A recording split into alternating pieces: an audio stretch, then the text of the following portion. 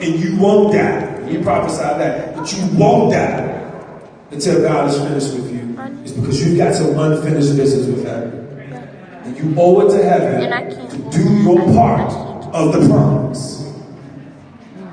You owe it to heaven. Everybody has had that encounter with heaven at some time or another. If you get me out of this, God, I'll serve you. God, if you could just do this, I'll do this. And without you even knowing it, without a prophet coming saying it is so, he did it. Hezekiah sat down at the negotiation table of heaven because he was a priest. He was a leader. And he said, He said, I want you to remember, Lord. Remember was the first word. He triggered God's memory. He went back down, and it's okay to go back and say, God, I did this. It's like your children say, look, you about to get in trouble. But wait, I cleaned my room. I did this. I did that. But whoa, wait. And if grace is, available, you'll say, well, look, you know what? You did do this. You can't do that. You did do this. So go ahead and take it. He said, remember, Lord, how I have walked before you faithfully. He spoke about his righteousness in God. Staying in right standing. The reason why people a lot of times can't receive prophetic ministry is because they're not in right standing. They run from prophets. They don't believe in it. They don't believe in it because they don't think it's true. They don't believe in it because sin has seared their conscience to a place to be offended or afraid at the thing that God's trying to use to save them. Amen. So when people avoid prophetic ministry or afraid of prophetic ministry, it's only a sign that they're not in righteousness with Christ. Because when you're in righteousness with Christ, you want to know what heaven's perspective is on all things. So there's no way that you can be offended with your help. He says, remember, Lord, how I've walked before you faithfully, and watch this, and with wholehearted devotion. Here's another thing. Prayer life, staying in righteousness, and then reading your word, having devotion, having exchange, having transactions with heaven. It changes your outlook, your perspective, your behavior, your mindset in all things. You'll realize that I am not being tempted, I'm being tested. We talked about that on Sunday. That devotion brings me to a place of clarity and courage and faith, and I don't have to wonder if he's mad at me or if I've done something wrong or if this thing right here is because I sinned on Thursday or Friday or something happened to me years ago that he's hanging over my head. None of that stuff is up for consideration when you have true, real devotion with heaven.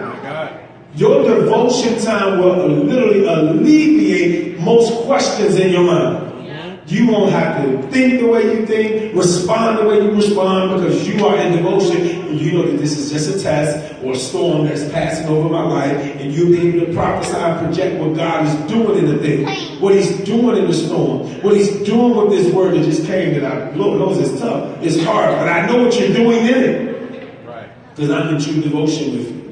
And this is what he said, remember, he triggered his memory, how I have walked, stayed in righteousness, how I've been faithful, and how I've wholeheartedly devotion, and have done what is good in your eyes. And Hezekiah wept bitterly. So God is a father who felt the affections and the hurt of his child. And because he felt that, he responded. Now, tears don't get you nothing.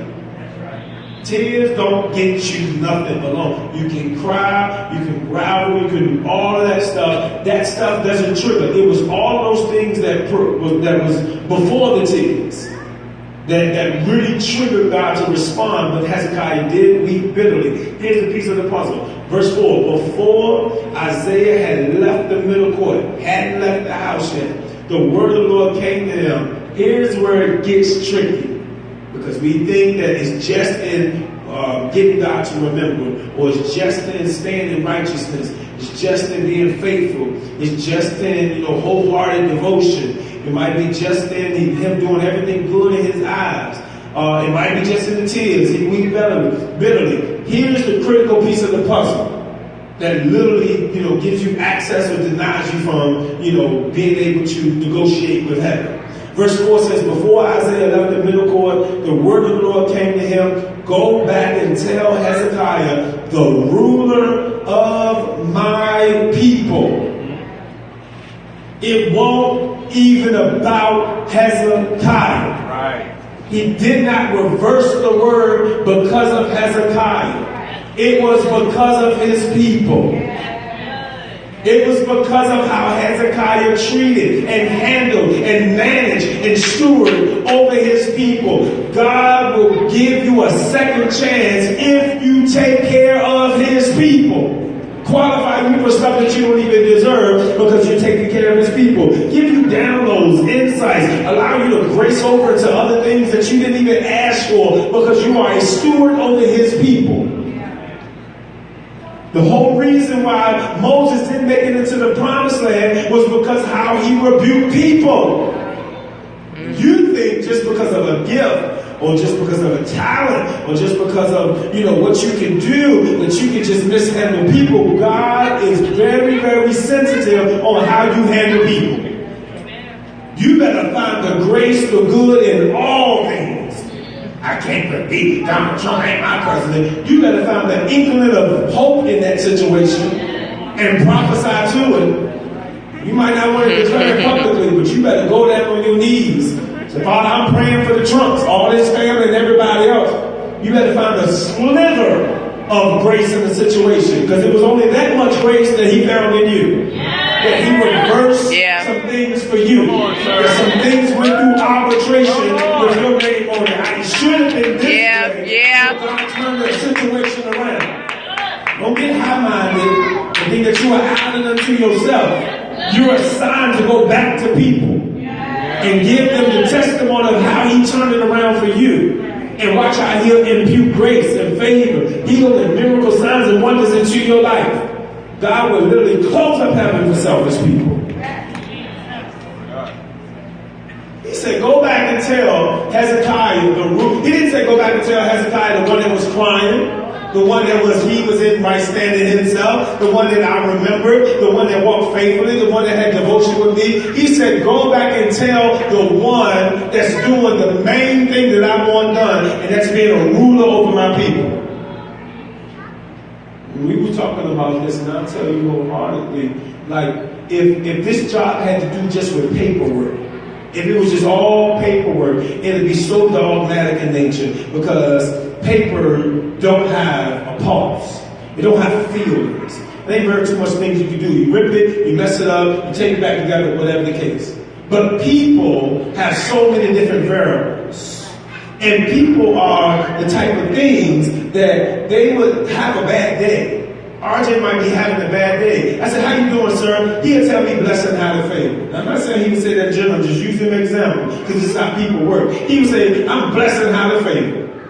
In actuality, he's not blessed and highly favored.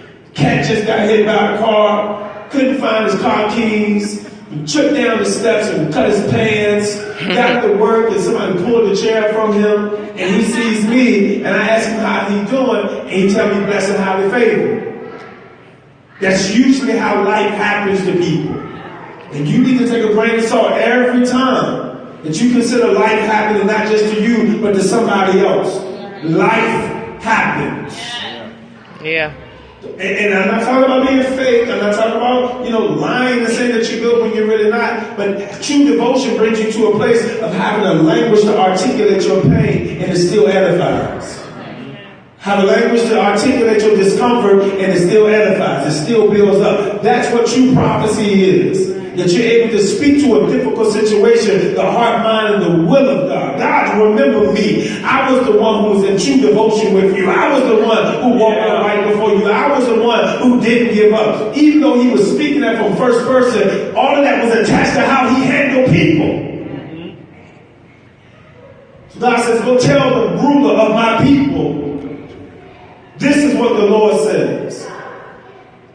He said, I've heard your prayer and seen your tears, and I will heal you. On the third day from now, you will go up to the temple of your Lord. I will add 15 years to your life, and I will deliver you and this city from the hand of the king of Assyria, and I will defend this city for my sake and for the sake of my servant David.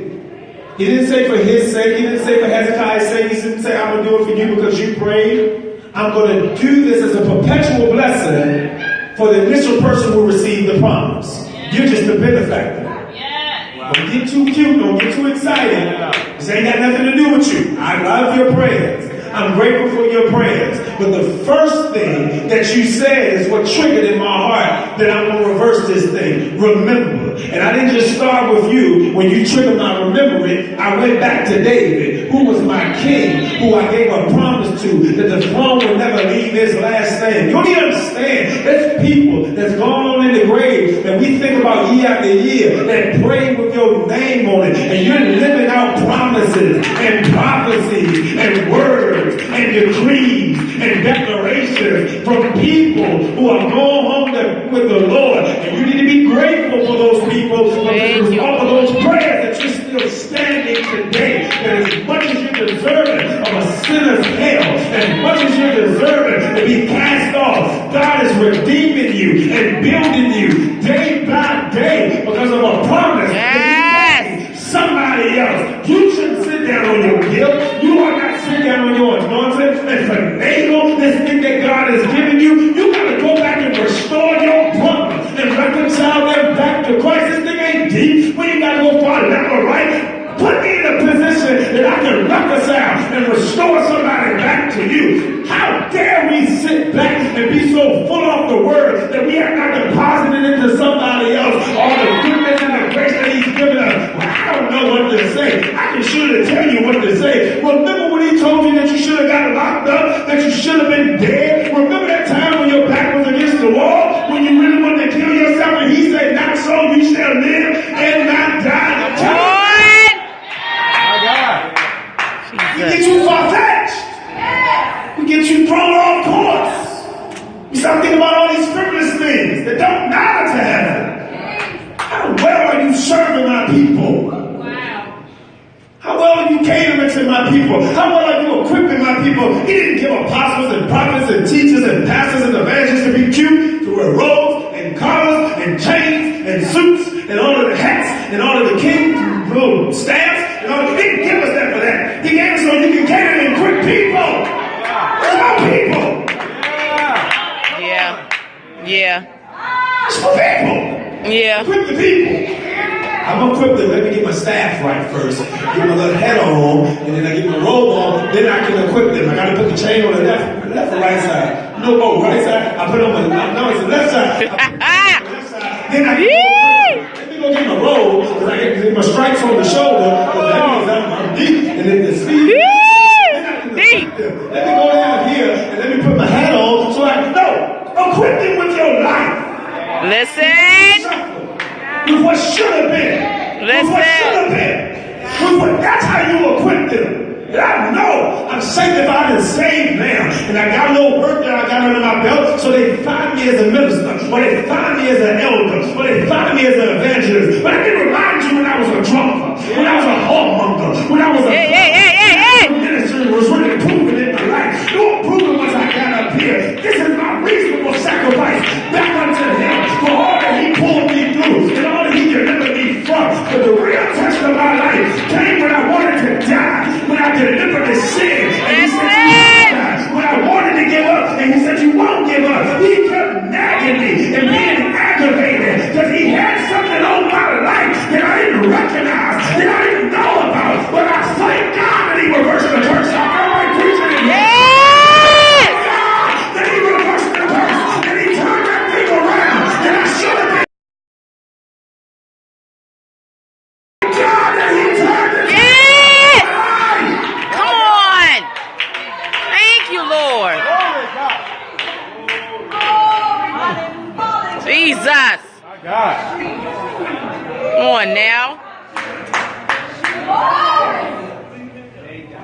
Jesus was on the cross, and I never got this. Didn't want to live it out, but if it was an option, I would have took it. Man, got to live his life long. His whole entire life. Split second before death. 2 words got him in. I could throw this thing this way. He said, remember me. Yeah. Man, I mean, you lived your whole life a sinner. I done sat up here and went to the fish fry and the bait sale, got the right hand of fellowship, and did all of that stuff. Went through foundations class. I sang in the kiddie choir, on up to the mass choir, and you can get in on a remember me. I'm trying to figure out. Come on. The grace of heaven to the point where a when? Yeah. The memory of heaven. You know what? He won't all bad. It won't all his fault. You could trigger something in the spiritual realm that you'll get access to stuff that you don't even deserve. God. He said, man, look, I don't even deserve it. Don't qualify for it. Yeah. Watch this. When you get it, remember me. That's it. He triggered something. That Christ wasn't just our Savior. Christ wasn't just our Redeemer. Christ wasn't just the Lord of Lords and the King of Kings. He was a friend. Y'all don't give me that. Yeah. Friends. You ain't got no real friends. You ain't got him. He was a friend. A real friend. Right. Look, I ain't got but half, but you can get a piece of it. Yeah. The 3 chips left. Come on. Hear that. My mama tell me to this day, if I got $2, I'll give my $1 to my baby. A real friend Right. will give you what they got when Right. they get it. When they finally hit it, and everything for them, they making phone calls like, you something with me. You Yes. with me. You ain't do it with me. We ain't moving to do this together. Girl, we done came on up the right side of the mountain. We all gonna eat now. I know that. Jesus. My He God. triggered the friendship of heaven, the partnership of heaven, the negotiation of heaven, to the place that he said, you know what? You're no longer a robber. You're no longer a thief. I now call you friend. I now call you mine. You're not an enemy, but you're my son. You're my daughter. You need to know how to trigger the memory of God. Come on. That's good. Jesus.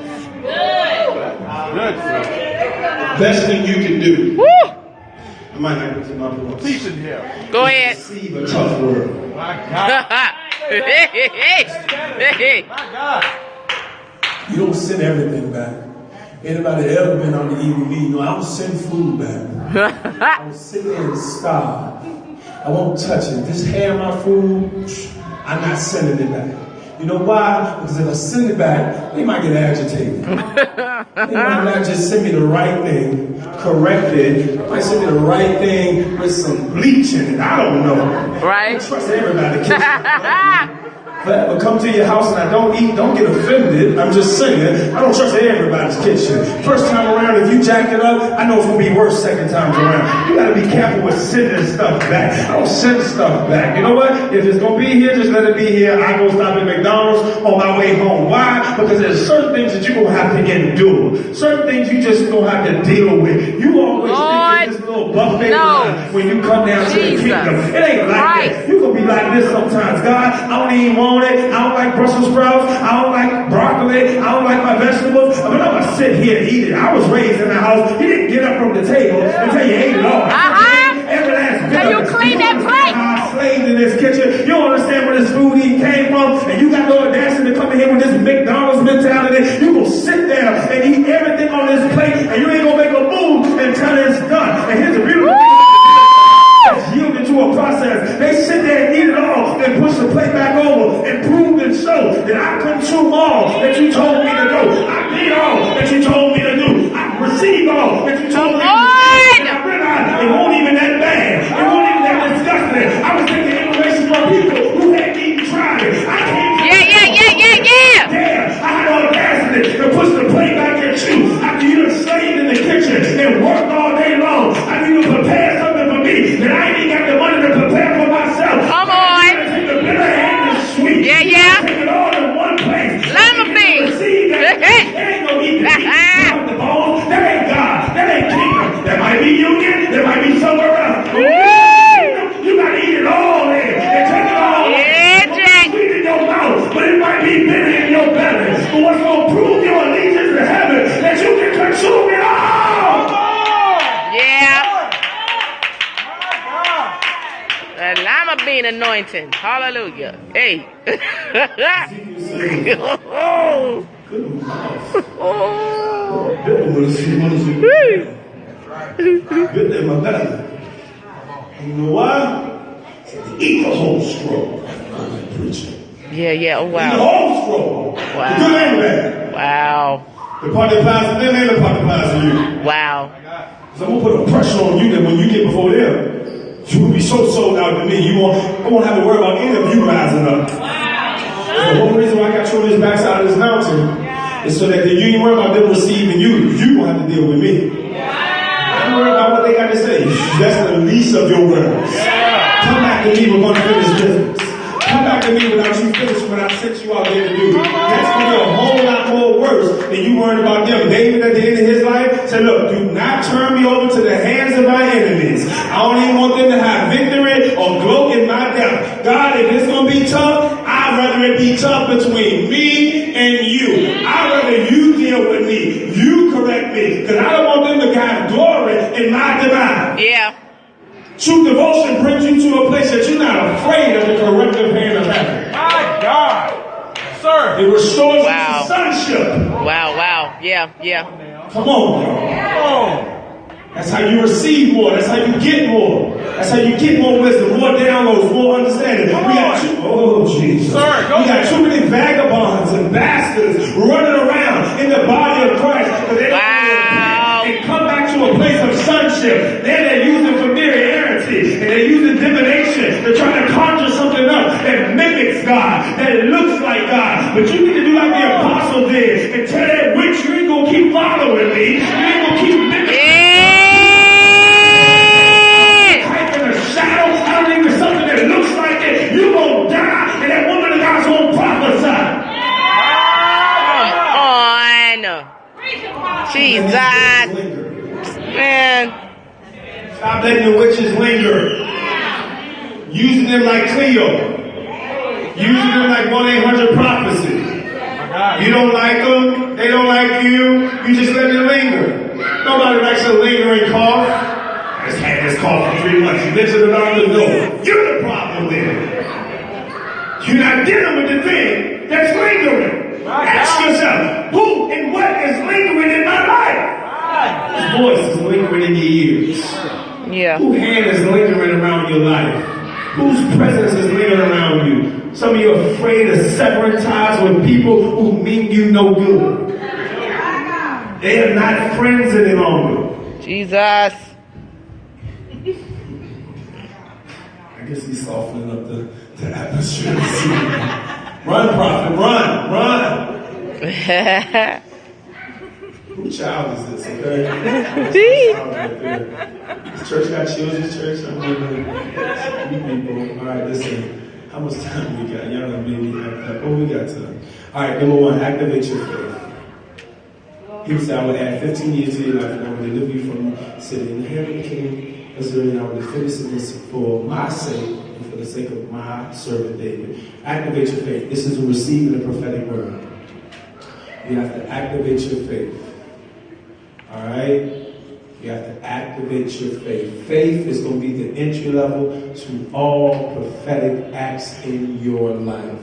Your faith has to be activated to a place that you're able to receive what God is trying to get across to you, even though you don't understand.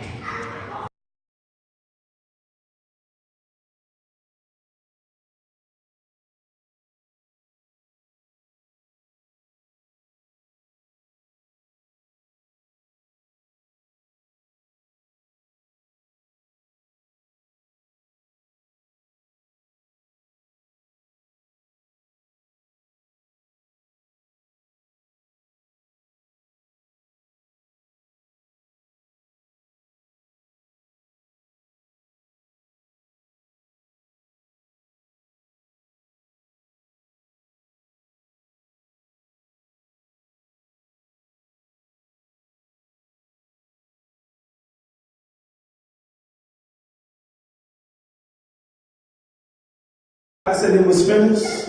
It triggers heaven involvement to the place that stuff happened. Watch this, from the top down. The veil was rent from the top down. Every good and perfect gift comes from. So it's nothing that people can exchange that should add value to your life more than what God can add unto you. But you got to get that from heaven. You got to get that from heaven. He said, I'll hear from heaven because that's where your help is, that's where your strength is, and that's where your prayer should be going. You ought not spend more time dialoguing here. Where it says promotion comes from where? From above. So if promotion doesn't come from the east, doesn't come from the west, the promotion comes from above. That means that guess what? I need to have more dialogue here. I need to have enough faith to tap into what's here and not have all of these conversations here. Because if I'm picking up words and conversations from all of you, I'm walking around in mud. Based off of all of your feelings, your dislike, your fears, your concerns, your ignorance. Whoever you take advice from, you take on their lifestyle. So they're scary and you're listening to them, you're going to be scary. Even though if you don't always show it, you're going to pick that up. Be careful who continually speaks in your ear. Be careful who makes you afraid. Just be sensitive to these things and people that put on you that don't know for themselves. They're just trying to convince you so there can be a measure of like-mindedness. Agreement is so funny. So how can you walk together unless they do what? Agree. So that means that we just got to force everybody to believe our way. You know, sometimes you've been swindled to believe somebody else's way. Because misery loves company, so they want you to walk with them. So they're going to beat you up at your faith. They're going to beat you up at your belief. They're going to beat you up at your word content. And if they can just tell you God was the she, and you start to think like, maybe he was. You ain't got enough word to defend, to protect. You don't have enough word inside of you to say absolutely not, and then trace it back with scripture. You just going to, oh, shit, the devil is a lie. That's the best we can. That's our only defense mechanism. I mean, it's like a universal. It's like bleach. You know what I mean? Like, you know, this is what everybody uses. I mean, it's just that simple. I mean, like, you know, there's other ways that we can, you know, get this thing done, you know, clean. It's just like bleach, do everything. Bleach, clean our clothes, and clean the tub, and just do everything. And you can walk into a house and know somebody, you know, that has used bleach. It's like, man, y'all got bleach, don't y'all? I mean, you smell it. Like as soon as you walk in, there's like a act.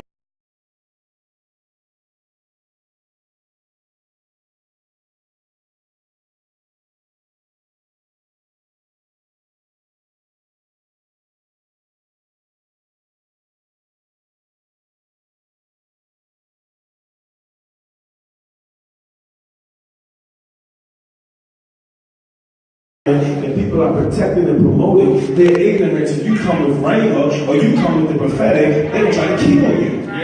Or stone you. Alright? We gotta ask, seek, and knock. That principle is so powerful. Matthew 7. And you know that scripture would be asking a thing. Oh, that's right. If you seek it, you gotta knock. Ask, seek, and knock is a principle. There's a book out there called, God, I think it's Ask and You Will Receive. Oh God, at home, I'm sorry. I should have worked up because I can't remember. It's a phenomenal book about praying prophetically and getting answers to your prayers. And I'm going to beat myself up all week and bring it on Sunday. Matthew 7 through 11 is the reference point there. But when you ask God for a prophetic word, many people are afraid to initiate that conversation with heaven to get clarity on it.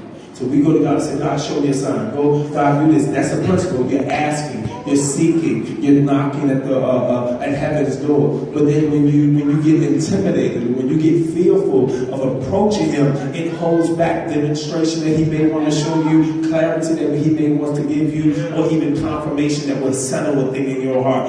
We have this coping mechanism that we don't ask, we don't seek, we don't knock. So what happens is we just have to deal with it. And we're dealing with unresolved matters that we can go to God and get clarity for, but we have to initiate a conversation with God. And the only way that we're going to do that is through step number 1 is our faith. So you have to have faith to ask, to seek, and to knock. Because without faith, you won't ask, you won't seek, you won't knock. It seems simple, but the truth of the matter is this. We have to make up certain things that we're going to do and respond to when we don't have heaven's answer. God will immediately sometimes speak to you through something or somebody. So sometimes we're wanting God to do it a certain way. Just like on last week, you know, we prophesied an accurate, on-point word. I got a download that says, you know what, let's lift up this person in prayer. The purpose of prophecy is to comfort, to edify, and to build up. So I said, Prophet Jackie, come up. I want you to prophesy concerning this guy, this, that, and the other. Prophetess Jackie got up. She prophesied restoration, redemption, to build him up, to use him, to open up more doors for people that have gone through what he's gone through. And then immediately, people started to get texts and calls about this thing that had happened. Now watch this. At face value, one would say we must have missed it. We were the direct opposite, maybe. Not so. We were actually in tune with what God wanted done. And what I was, what I was going to do? I'm not friends with the guy. I was going to inbox him and show him that video just to let him know you've got people praying for you. That was the desire of my heart, because he was the underdog in the moment. He was the disenfranchised at the moment. He was the one that was dragged through the mud, and my heart began to ache for him. I didn't glory in his demise. I didn't frustrate it. It didn't make a difference to me, because I can remember when I asked for grace and mercy or leniency. So I began to pick up his burden and be like, dang, everybody dragging this man through the mud as if they ain't never did nothing, man. Let me be the one that prayed for him and show him that God still loves him. Yes. Immediately we saw God's hand in the situation. When you go to God and you ask Him, you seek Him, and you praying, and you going by faith, you got to look immediately. You can't be like, well, God showed me in 3 days. No, He'll give it to you right then and there. You'll open up a book. You'll look at a TV. You'll drive on the street, the billboard will be biggest day. Don't go. God, should I go? Should I do this thing? And you just jump in your car and look up and say, don't go. You get to work, somebody like, girl, you better not go. They ain't talking to you, they talk to somebody else. You sit down at your desk. An email come up on the subject line and say, do not go. You go back to God. God, just want to real back to go. Don't go. Do not go. Stay your way. We go anyway. And then we plead for grace and mercy. Oh, obedience trumps grace and mercy. Yeah. Watch this, I'm going to help you. Obedience will trump your praise. Yeah, wow. I'm serious. Wow. Everything can praise. The devil's mimic praise. Yeah. You gotta stop using that as his weaponry. Trees can praise. Let everything that has breath praise. You know what I mean? So devils can mimic a hallelujah and a tongue. That's not a deciding factor with me. Your obedience is. Because you can be quiet and obedient and get out of God with somebody jumping and shouting. I'm gonna tell you, look, stop. Get up, calm down. Come on, y'all. Don't hype them up. They ain't been obedient yet. Sit down. It's our 5th week up here. No, get up. No, stop. I wouldn't do that. For example purposes only. I wouldn't do that. But in theory, wouldn't be bad to do. Sometimes we just need to be obedient. Next one, last one. All right, so activate your faith. Ask, seek, and knock. I'm running through it. I know. I just go back and get it. Let me give you some text. 2 Timothy, for activate your faith. 2 Timothy 1:6. Ask, seek, and knock. Matthew 7:7-11. All right. Always look immediately. Okay. Always look immediately. All right, once you ask, you seek, you knock, you look for that answer immediately. In the beginning, Genesis 1, and probably 2 or 3. In the beginning, God created the earth, and the earth was out formed, all that. And He said, let there be light. And what happened? There was light. Did it take days? Nope. Was Adam created yet? Did He wait till Noah came? He said, let there be light, and it was. It was instantaneously. So stop thinking that, we've conditioned our belief system to say, while you wait, you might have to stand in the rain. We sing these songs and these anthems that condition us to say that we got to wait on God because we didn't recognize what He did when He did it. Right. So we used to sing that song in my old church, while you wait on the promises of God to be fulfilled in your life, God's never late. So just praise Him while you wait. That was a song we used to sing. So it conditioned me to say that I might have to wait on some things. So even though I might be prophetic or hear from God and speak it, I'm going to have to wait for it to come to pass. I might have to wait for this to do that and the other. Actually, if it's in alignment with His will, it's already done. Maybe for a later date, maybe for a later season, but I don't sit there and twiddle my thumbs while I'm waiting. Actually, I begin to build it out. I begin to make everything look like it. I begin to apply my faith, my action, my behavior to what's been problem. Sometimes we just sit on the conveyor belt. You go to the airport, you just stand on the little, not the one that go up, but the airport, you stand on it, and it just takes you, everybody else is walking, and you just stand there. That's how we want to approach the blessings of God. We just want to stand there and allow ourselves to be carried there. We don't want to do anything that activates it or even brings it earlier or expedites the process. We just stand there and just wait until it happens. You have a responsibility of manifestation. You do. You do. You absolutely 100% are responsible for what manifests and when it manifests in your life. Hezekiah was able to negotiate with heaven an arbitration agreement that wasn't even established. Now, Isaiah then comes and says, listen, if you don't like this, you can always do this. There was no return policy to what he had prophesied. It was factual. You're going to die. Help them out and get them in order to make sure they're all right, because you're not going to make it. He began to negotiate with heaven, and he served an arbitration agreement with heaven that was returned back to him, and he won. Last one, focus. Focus is the key. Focus is the key.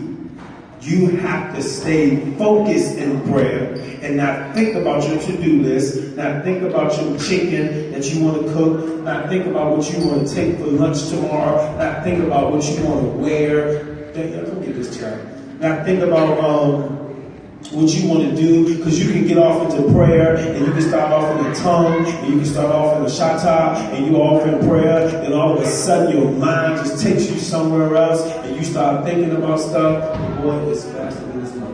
You know, when the children start running and they start jumping and dancing and doing all this stuff, and you trying to get in prayer and you're just happy and screaming and he's doing all that, and you're trying to focus, and it's hard to focus because you got so many distractions, not physically like him running around here. That's actually what takes place in your mind. You got things that run around in your head, just like Malachi running around in here and you chasing it. I remember time and I legitimately, I'm not even exaggerating, I legitimately start praying for Smurfs. I'm not exaggerating. Not exaggerating. You know how you be on those fasts and you praying and you doing all of that stuff, and you trying to build yourself up for 5 a.m. prayer, or you seeking the Lord, and you in your closet, you got a pillow and some covers in a fetal position, and you really seeking God, and you really kind of do a semi-sweet fast prayer thing, and you realize when you sleep, like, man, get up, you sleep, get up, you sleep. I was like, Father, just bless them. And I started thinking about squirrels because I was actually asleep. So I'm sitting there, Father, bless the squirrel. I'm sitting dreaming about squirrels, dreaming about my prayer, praying about squirrels. I ain't gonna get up and lie.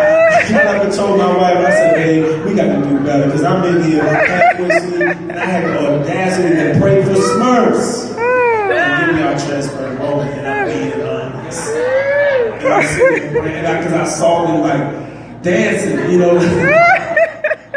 That's the little Smurfs, God. We need you. We need you.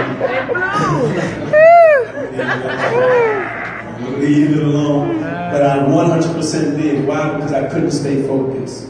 I couldn't grapple in the spiritual realm enough to get what I needed. So, you got to go to God with a focus and then leave out with instructions. Listen, focus is going to be what you have. Listen, focus is a skill. I think I need to do a teaching on the difference between gifts and skills. Yeah. Right? So skills make it easy for everybody. It's an equal dualizer. I call it an equal dualizer. That means everybody can take part of it. You can learn a skill at 80. Yeah. You could be born with a gift and can't nobody do it like you do. Yeah. You can learn a skill. Like preaching is a skill, and you can be gifted. There are certain functions that are dual purpose. So you can be gifted to preach or proclaim or be a public speaker, but then you might not would have been that unless you learned it as a skill if you weren't gifted. So we need to understand there's certain skill sets that we need in the spiritual realm, or at least at the bare minimum need to use for the spiritual realm to gain access to God. And that's focus. So that's a skill that you can learn. How do you stay focused? How do horses stay focused? They put blinders on it. Yeah. Because the eyes are on the side of their head. Some of you use peripheral. I'm giving the inside scoop now. Because I used to always tell, like my wife and I would discuss stuff, and I would say, like, you know, I would go to a church and preach, and I would say, man, there was so many peripheral praisers in there.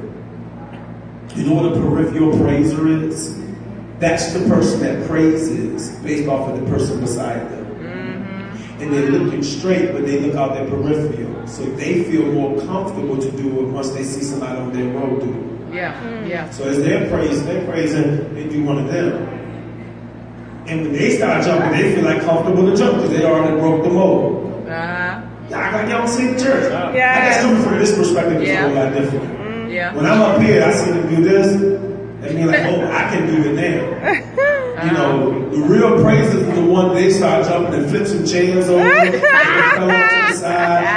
They don't care if it was time to praise. And I think that gentleman's not here today. That joker, that guy was sitting back there in the back on Sunday morning, and I'm preaching that. It won't altar call. It won't time to come to the altar. And say this is the right hand of fellowship. That man threw his Bible to the side and walked on up to the altar with his hands up. I do it here. I know this is right or wrong, but I come to get what's right for the man. Hallelujah. You don't know peripheral praise, and that means something from God.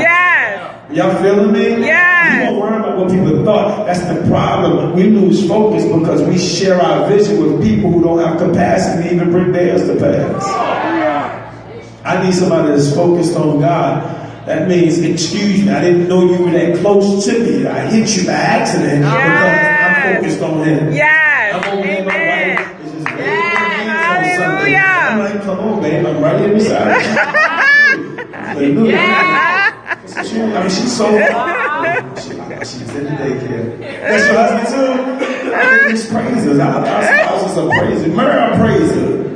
Y'all trying to marry folks with hallelujah.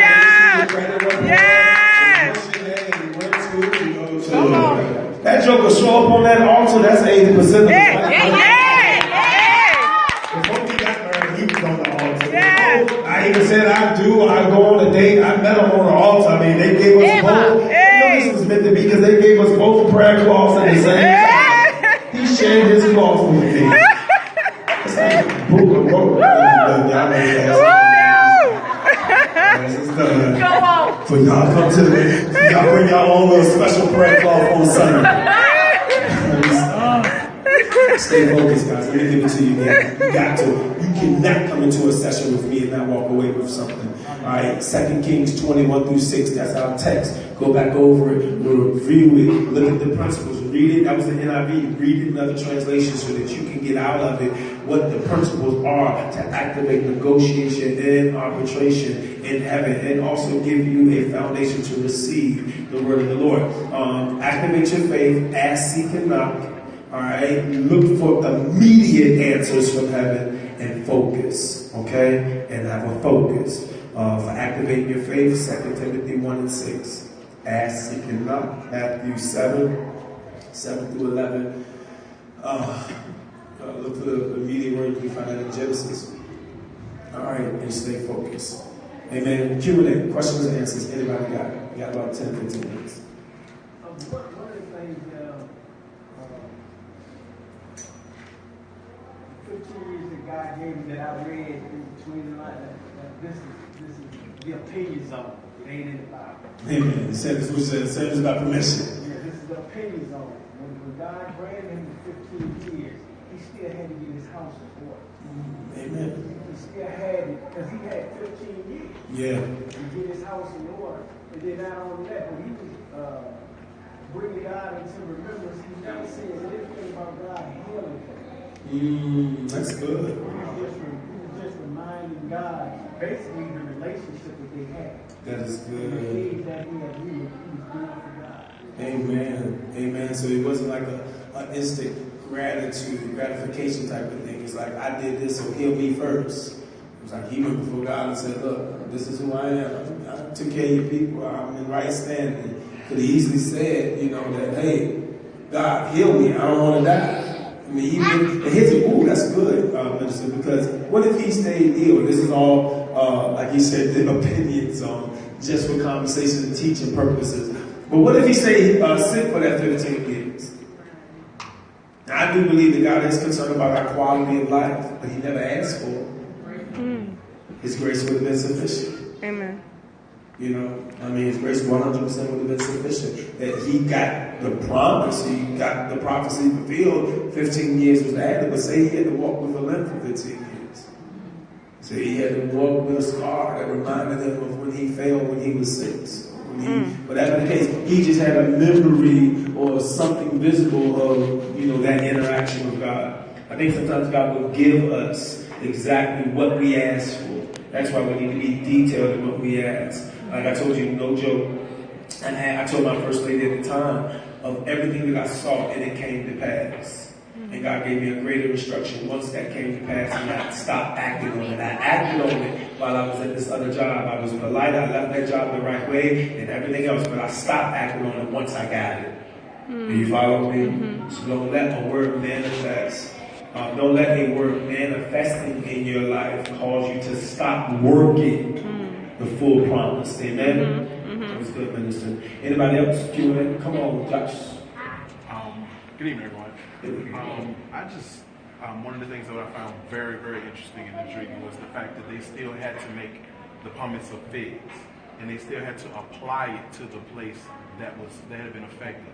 He had gotten a word from God about being healed, but it didn't just manifest. It still took work, and it took a community of work. He didn't apply it himself. Others had to come along and help that word come to pass. And so sometimes the word won't be manifest until others come and partner with you to partner with heaven to bring to pass what God, like this vision of this ministry. He has a word. NGIM has a purpose, has something to accomplish. But sometimes it takes others. It's going to take others to come along to partner with what was said. No, it's not my word for me, but I have a part to play to bring it to pass for Him. And so I think that was so important. That's good, prophetic partnership. Amen. That was real good. Amen. Come on, mother. Something the Lord gave you on the sensibility. I need to.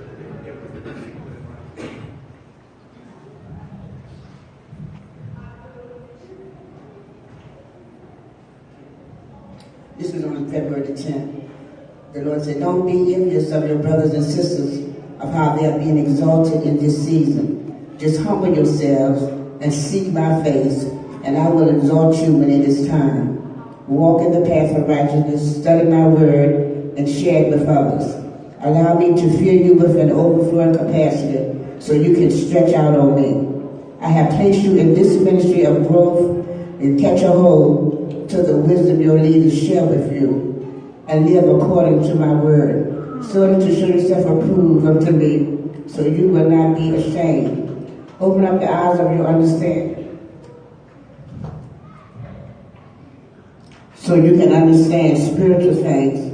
Stand still and see how I deliver you from the strongholds, and I will empower you with my word. Amen.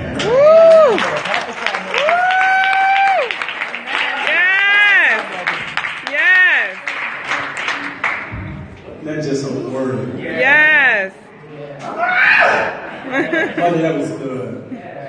That was so accurate and so on point. That was a word from the Lord. That was so good. That was so good.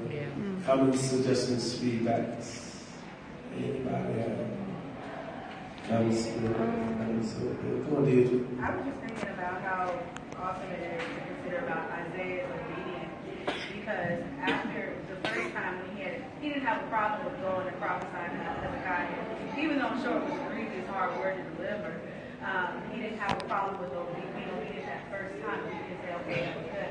But then going home, on your way out, and then hear the Lord and go and have to go back. Now, in any human person's mind, you're thinking, okay, wait a minute. I got to go back and tell him that what I just said wasn't right. So how good is my credibility with this guy the next time you give me a word? So it's like, to me, I think Isaiah's obedience was so deadlocked that he wasn't like, well, he didn't question it. He just was like, okay, I'm just going to go back and say what you told me to say, no second thought. So I just think that that's something for us to consider when we look at prophesying. It's not for us to contemplate. the word of the Lord. Yeah. It's for us to speak the word of the Lord. And we spend too much time toying with it. And like you say, flipping and tossing it up and then contemplating how is that going to make me look. Then now you've made it about yourself and not the prophetic word. And being a prophetic person, you're just the mail carrier anyway. You're not to open the mail, read the mail, you decide if you want to read the first paragraph, the first, skip the second 2 paragraphs. You don't get to go through the mail and decide what you want to do and what you don't. So you get the mail, period. That's real. That's good.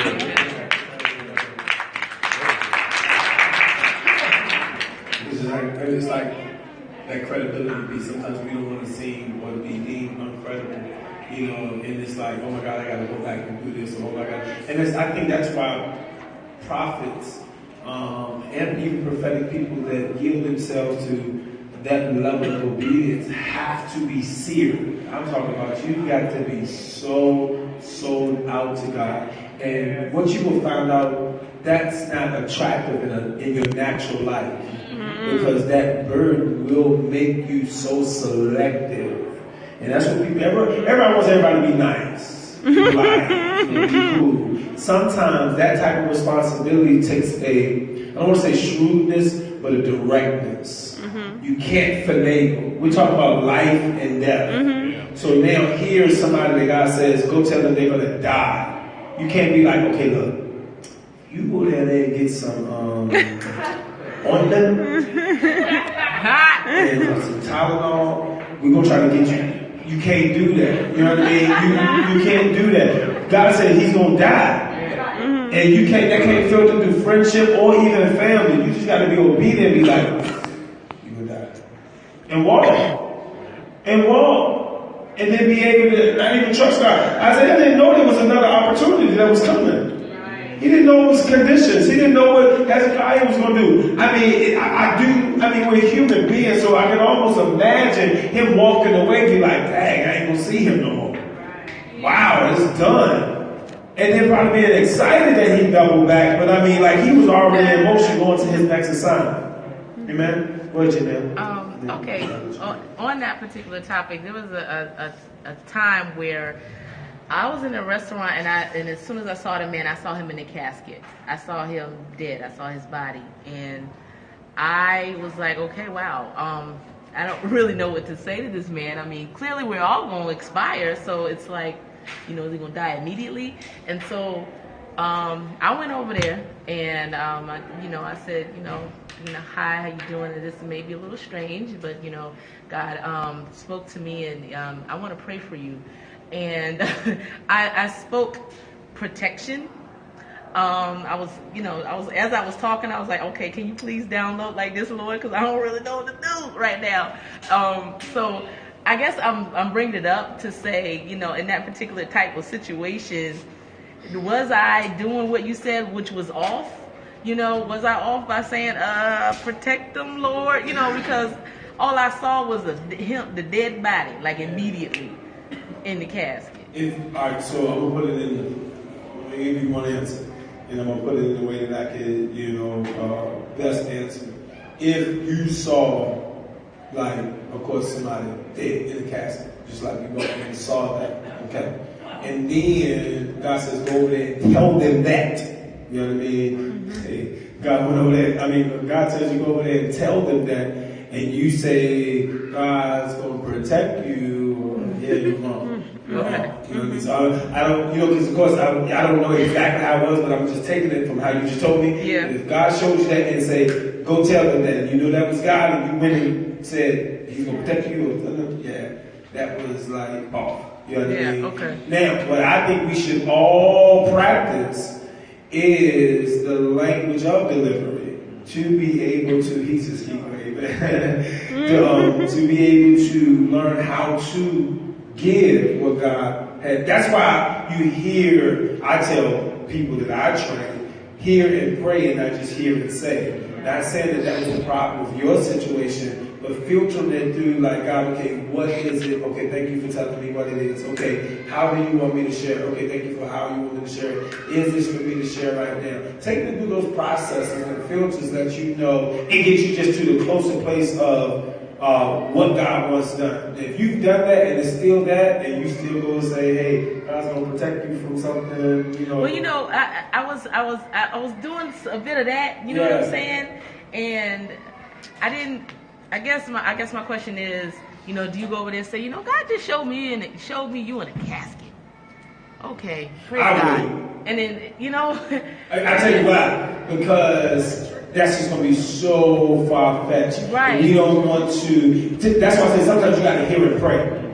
Yeah. You got to hear and pray, you know, and in those type of situations when you pray and you just say, okay, God, thank you. Because I get stuff all the time. Because now, to be honest with you, when I first started operating deliberately in the gift that's on my life, I would sit at the food court in the mall. Me and a friend of mine, we were in church together. We didn't have a job, so we had nothing to do. So we would sit at the food court in the mall and prophesy, not to people, but we would just sit there and get stuff from God, get down, just discern and speak over their life. And me and him would go back and forth. Now, sometimes, you know, I was young. I was like in my early 20s. We would go up and evangelize and speak to people. And sometimes I was right, sometimes I was wrong. But we used to just sit there and be like, I sense this. What you sense? What you see? We was like two old men sitting in the food court of the mall, prophesying to people. I mean, like legitimately, like sitting there, you know. And we was just, I don't know what that was all about. I mean, we would pray, and that was our male bonding time. That's what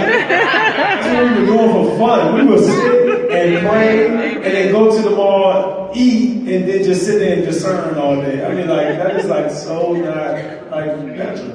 But my point is what I'm saying, hear and pray, hear and pray. Don't ever feel like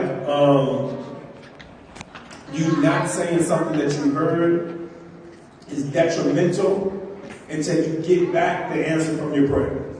So don't just hear and say, hear and pray and wait for that answer to come back, because that answer will come back and say, okay, that's for this or that's for that or that's for a later time. Yeah. So you won't have to feel uncomfortable if you don't go. Or you don't have to feel uncomfortable, like if you go and say it, you'll be fine on both because you'll hear back from heaven after you pray off of what you heard. Amen? So that's a little thing that you can do. I'm going to let RJ go, then you'll be the last, okay? I was concerned about credibility, and the Lord gave me a word, and He said, I'm going to lead you to the right, and then I'm going to lead you to the left. And you just have to be okay with that, because I would say whatever you tell me, but then I'll get an attitude.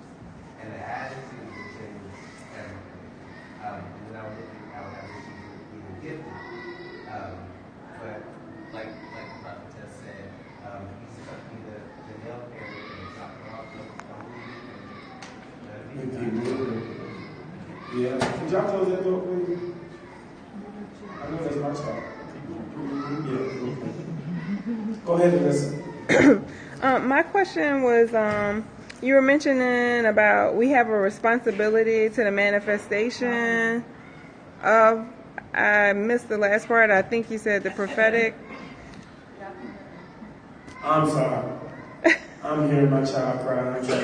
That's how we do in prayer. I'm trying to sit with them and listen to you, and I wasn't listening. I'm sorry. Go ahead, say it again. You heard me say something and I didn't. Yeah, you had mentioned we have a responsibility to the manifestation of the prophetic. Could you expound on that? Okay. So we have 100% responsibility of the word manifesting. Okay. I received the prophetic word one time that I was going to play professional ball overseas. Okay. Now, I had just got back from overseas, and where I was on a mission trip for 10 days. The coach told me, because we went with a basketball team from a church, and we played against their semi-pro team. Coach told me, he says, listen, my father is the head coach, you know, of the team, and you can make it over here. You should come back. I was like, wow, that's great. Came back home, told my wife, told my pastor. That Sunday, came to church, and the prophet came and prophesied like, you know, probably I do. Stood everybody up, put them in a circle, and prophesied to everybody. Got to be and said, God called you. You're going to play ball overseas, and you're going to do this, and you're going to do that. Never, you know, updated my passport, never got a ticket, never went back.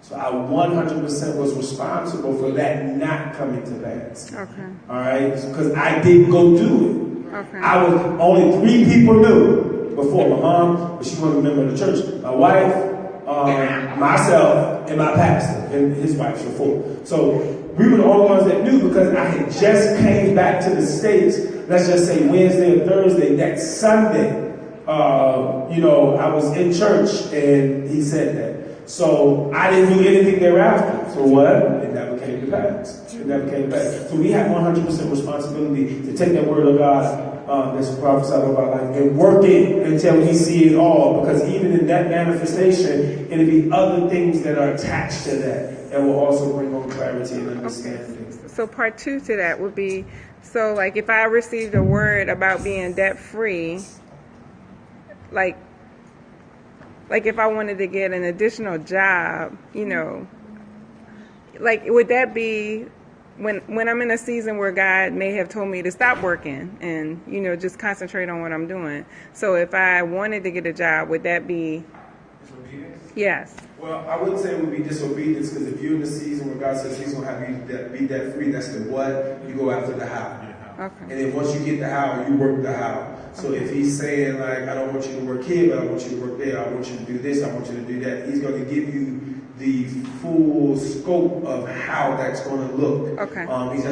Some things he will give you, certain things that you have to move in faith. But when it's strategic and sometimes, just to give you a peace of mind to move, he's going to give you the full scope of a thing. My declaration was debt-free 2003. With this same gentleman that we was in the mall, prophesying to people, in 2003, he was debt-free. And they bought a house cash, and they bought a brand new car, and they were, blessed. Right. I won't. I just was not. It's 2017. I still got that. All right. The only thing that's going to change that, despite me speaking it, is doing it. Okay. So I think it was a prophetic word in 2003. We fasted and we prayed and said we're gonna be debt free in 2003. The difference making was I did not 100% apply myself to that word that we agreed on. Okay. All right. He did. Amen. I'm gonna let Prophetess go. Y'all find grace with me because I said she would be the last one, then you would be the last one. Josh, I'm gonna let you be the last one.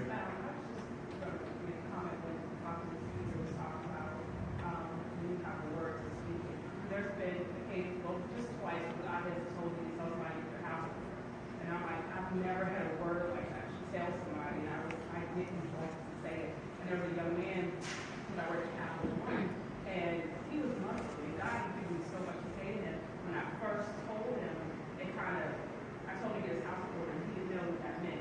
Like I went downstairs and came back up, and he said, I called my girl and told her, I was telling her all this stuff. I was like, that's not what you need as far as getting your house in order. And then as soon as I got the elevator, I'm like, Lord, is this you? I want to make sure that this is right. He always gives me confirmation. The second time was where I work now is the offer of like the ops manager, and he told me to tell her to get her self in order. And I was like, this is my boss's boss. Like I gotta go and tell her. So I didn't think anything about it, and relationship I have with God, I'm always like, this is you. Just bring it back up. I didn't think anything about it. Got in the next day, she walked past me. I was like, and I went in there and I said, I know this is true. Because that's how God uses me. I always say I'm like the bathroom prophet. At work, I'm always prophesying, passing people in the bathroom. People are like, I remember you, just crazy stuff. So I went in her office and I said, look, I have a word for you. I said, and I'm going to be obedient. I said, you can receive it. You don't have to receive it. I said, just take it to God. And I told her. And then it just opened the door for her to begin to tell me like all the stuff that she was going through in the words for her. And I'm like, just thankful that God gives you confirmation. That, like you said, it's that relationship that you have with him that you know that when you say it. Because that's not something I would just say. So I guess I want to encourage people. If you just listen to the voice of God, he'll tell you something, and it may not be the way somebody else hears it or feels it, but if you have a relationship with God, you know that he is telling you when you have a word. Exactly. And people will lie. I was going to say that. If people will say that that's wrong, or they don't receive it, or that's, this, and deep down inside of them, actually it is. It's right. It's what God told you to do. And that might mess us up. That's why you do need devotion, like you said, so that even if somebody be like, it's right, but they just don't want to hear the right thing. You know what I mean? So they'll tell you, because, you know, they might be dealing with something, they're trying to figure out how you knew, and then you be like, saying what God told you to say, they're like, oh, no. Then they go home, and it actually really is. So you just got to build yourself up, not to, like he told Jeremiah, don't be moved by their faces. You know what I mean? Don't be moved by their faces. But I deal with it a lot. I deal with it when I'm praying for people at the altar. You know, I run through an altar, everybody's face might be different. You know what I mean? Some people smile, some people lean in with their head. You know, so, I mean, there's a number of different things that you see. So you can't be moved by that. You got to be assured, you know, that what you're speaking is of God. How do you do that? Through devotion. You got to know His voice. I think Josh, you were the last one.